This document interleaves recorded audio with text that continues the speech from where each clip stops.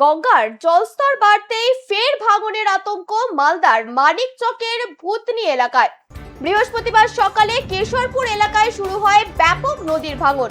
স্থানীয় সূত্রে জানা যাচ্ছে কয়েক ঘন্টার মধ্যেই প্রায় 100 মিটার নদী পার গঙ্গার গর্ভে চলে যায় এবং ভাঙন প্রতিরোধের কাজ এখনো শুরু না হওয়ায় ক্ষোভ বাড়ছে এলাকাবাসীর মধ্যে। স্থানীয়দের আশঙ্কা, ভাঙন এভাবে চলতে থাকলে জনবসতিপূর্ণ এলাকায় পৌঁছে যেতে পারে গঙ্গা। ফলে ভিটে মাটি হারানোর আতঙ্কে রয়েছে কেশরপুরের বাসিন্দারা। আপনাদের আবারও একবার জানিয়ে রাখি, গঙ্গার জলস্তর বাড়তেই ফের ভাঙনের আতঙ্ক মালদার মানিকচকের ভূতনি এলাকায়। বৃহস্পতিবার সকালে কেশরপুর এলাকায় শুরু হয় ব্যাপক নদীর ভাঙন। স্থানীয় সূত্রে জানা যাচ্ছে ঘন্টা কয়েকের মধ্যেই 100 মিটার নদী পার গঙ্গার গর্ভে তলিয়ে যায়। ভাঙন প্রতিরোধের কাজ এখনো শুরু না হওয়ায় ক্ষোভ বাড়ছে এলাকাবাসীর মধ্যে। স্থানীয়দের আশঙ্কা, ভাঙন এভাবে চলতে থাকলে জনবসতিপূর্ণ এলাকা পৌঁছে যেতে পারে গঙ্গার পাড়ে।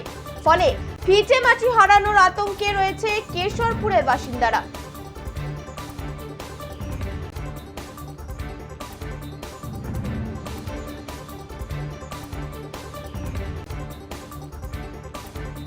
আপনাদের আবারও একবার জানিয়ে রাখি, গঙ্গার জলস্তর বাড়তেই ফের ভাঙনের আতঙ্ক মালদার মানিকচকের ভূতনি এলাকায়।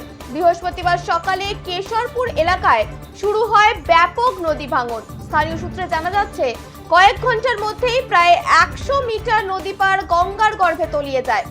ভাঙন প্রতিরোধের কাজ এখনো শুরু না হওয়ায় ক্ষোভ বাড়ছে এলাকাবাসীর মধ্যে।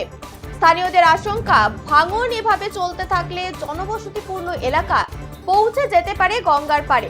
ফলে ভিটেমাটি হারানোর আতঙ্কে রয়েছে কেশরপুরের বাসিন্দারা।